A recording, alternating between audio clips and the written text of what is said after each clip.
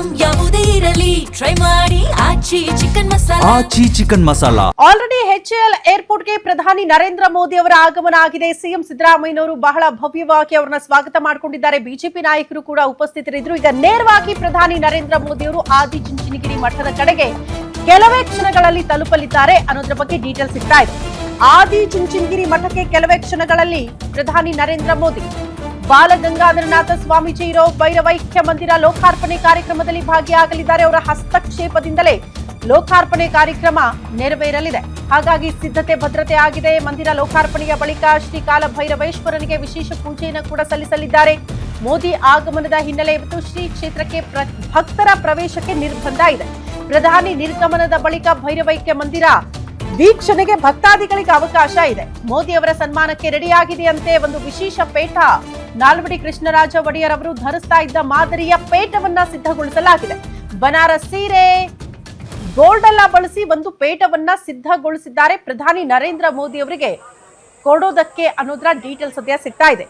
ಎರಡು ದೃಶ್ಯಗಳನ್ನ ಏನ್ ಗಮನಿಸ್ತಾ ಇದ್ದೀರಿ, ಇದು ಆದಿಚುಂಚನಗಿರಿ ಮಠ, ಮಂಡ್ಯದಲ್ಲಿರುವಂತಹ ಶಾಖಾ ಮಠ. ಅಲ್ಲಿರುವಂತಹ ಸಿದ್ಧತೆ ಮತ್ತು ಭದ್ರತೆಗೆ ಸಂಬಂಧಪಟ್ಟಂತಹ ದೃಶ್ಯಗಳನ್ನ ಗಮನಿಸ್ತಾ ಇದ್ದೀರಿ. ಆಲ್ರೆಡಿ ಬೆಳಗ್ಗೆಯಿಂದಲೇ ಸಾವಿರಾರು ಭಕ್ತಾದಿಗಳು ಬಂದು ಆಸೀನರಾಗಿದ್ದಾರಂತೆ. ಕಾರಣ ಸಾರ್ವಜನಿಕರಿಗೆ ಪ್ರಧಾನಿ ನರೇಂದ್ರ ಮೋದಿ ಅವರು ಬರೋಕ್ಕೂ 1 ಗಂಟೆ 2 ಗಂಟೆ ಮೊದಲು ಬಂದ್ರೆ ಅವಕಾಶ ಮಾಡಿಕೊಡ್ತೀವಿ, ಆಸನಗಳ ವ್ಯವಸ್ಥೆ ಇದೆ, ಅಲ್ಲಿ ಕೂತ್ಕೊಂಡು ನೀವು ವೀಕ್ಷಣೆ ಮಾಡಬಹುದು ಕಾರ್ಯಕ್ರಮವನ್ನ ಅಂತ ಆಲ್ರೆಡಿ ಮಠದಿಂದ ಮಾಹಿತಿ ಹೋಗಿರೋದ್ರಿಂದ ಸಾಕಷ್ಟು ಜನ ಭಕ್ತಾದಿಗಳು ಬಂದು ಆಲ್ರೆಡಿ ಆಸೀನರಾಗಿದ್ದಾರೆ. ಈಗಲೂ ಕೂಡ ದಂಡಾಕಿ ಸಾರ್ವಜನಿಕರ ಆಗಮನ ಆಗ್ತಾ ಇದೆ. ಬಟ್ ಪ್ರಧಾನಿ ನರೇಂದ್ರ ಮೋದಿ ಅವರು ಬರ್ತಾ ಇದ್ದಂತ ಹೊತ್ತಲ್ಲಿ ಭಕ್ತಾದಿಗಳಿಗೆ ಪ್ರವೇಶ ಇರೋದಿಲ್ಲ. ಕಂಪ್ಲೀಟ್ ಆಗಿ ಎಲ್ಲಾ ಮಾರ್ಗಗಳನ್ನ ಕೂಡ ಕ್ಲೋಸ್ ಮಾಡಿ ಭದ್ರತೆಯ ದೃಷ್ಟಿಯಿಂದ ಆ ರೀತಿ ಕ್ರಮಗಳನ್ನ ಕೈಗೊಳ್ಳಲಾಗ್ತಾ ಇದೆ. ಈಗ ಯಾರು ಹೋಗಿದ್ದಾರೋ ಫಸ್ಟ್ ಪ್ರಿಫರೆನ್ಸ್ ಆ ಭಕ್ತಾದಿಗಳಿಗೆ ಅವಕಾಶ ಇರುತ್ತೆ. ಆಸನಗಳಲ್ಲಿ ಆಲ್ರೆಡಿ ಆಸೀನರಾಗಿದ್ದಾರೆ ಅನ್ನೋದ್ರ ಬಗ್ಗೆ ಮಾಹಿತಿ ಸಿಗ್ತಾ ಇದೆ. ಒಂದ್ ರೀತಿ ಮಂಡ್ಯ ಭಾಗದಲ್ಲಿ ನೀವು ಗಮನಿಸಿದ್ರೆ ಹಬ್ಬದ ವಾತಾವರಣ ನೋಡೋದಕ್ಕೆ ಸಿಗ್ತಾ ಇದೆ. ಅಲ್ಲಲ್ಲಿ ನಮಗೆ ಫ್ಲೆಕ್ಸ್ಗಳು ಜೊತೆಗೆ ಪ್ರಧಾನಿ ನರೇಂದ್ರ ಮೋದಿ ಅವರ ಆಗಮನದಿಂದ ಒಂದಷ್ಟು ಹಬ್ಬದ ವಾತಾವರಣ ಅಲ್ಲಿ ನಿರ್ಮಾಣ ಆಗಿದೆ ಅಂತ. ಅದ್ರ ಜೊತೆಗೆ ಆದಿಚುಂಚನಗಿರಿ ಮಠ ಆ ದೃಶ್ಯಗಳನ್ನ ಕೂಡ ಗಮನಿಸ್ತಾ ಇದ್ದೀರಿ. ಯಾವ ರೀತಿ ಸಿದ್ಧ ಆಗಿದೆ ಆದಿಚುಂಚನಗಿರಿ ಮಠ ಅಂತ. ಎಂಟ್ರನ್ಸ್ ಇಂದ ಎಕ್ಸಿಟ್ ತನಕ ಕೂಡ ಇದೇ ರೀತಿಯ ಸಿದ್ಧತೆಗಳಾಗಿರುವಂತಹ ದೃಶ್ಯವನ್ನ ನಾವು ಗಮನಿಸ್ತಾ ಇದ್ದೀವಿ. ಒಂದ್ ರೀತಿ ಹೇಳ್ಬೇಕಂದ್ರೆ ನಾವು ಹೇಳ್ತೀವಲ್ಲ, ಮಧುವನಗಿತ್ತಿಯಂತೆ ತಯಾರು ಮಾಡಲಾಗಿದೆ ಅಂತ, ಆ ರೀತಿ ಆದಿಚುಂಚನಗಿರಿ ಮಠ ಕೂಡ ಇವತ್ತು ಮಧುವನಗಿತ್ತಿಯಂತೆ ಸಿದ್ಧ ಆಗಿ ಕಂಗೊಳಿಸ್ತಾ ಇರುವಂತಹ ದೃಶ್ಯಗಳನ್ನ ಕೂಡ ಗಮನಿಸ್ತಾ ಇದ್ದೀರಿ. ಪ್ರಮುಖವಾಗಿ ನಾಲ್ವಡಿ ಕೃಷ್ಣರಾಜ್ ಒಡೆಯರ್ ಧರಿಸ್ತಾ ಇದ್ದ ಮಾದರಿಯ ಪೇಟವನ್ನ ಪ್ರಧಾನಿ ನರೇಂದ್ರ ಮೋದಿ ಅವರಿಗೆ ಇವತ್ತು ಹಾಕುವ ಮೂಲಕ ಭವ್ಯವಾಗಿ ಅವರ ಸ್ವಾಗತ ಮಾಡ್ಕೊಳ್ಳೋದಕ್ಕೆ, ಗೌರವ ಸಮರ್ಪಣೆಗೆ ಸಿದ್ಧತೆಗಳಾಗ್ತಾ ಇದೆ ಅನ್ನೋದ್ರ ಬಗ್ಗೆ ಮಾಹಿತಿ ಸಿಗ್ತಾ ಇರೋದು.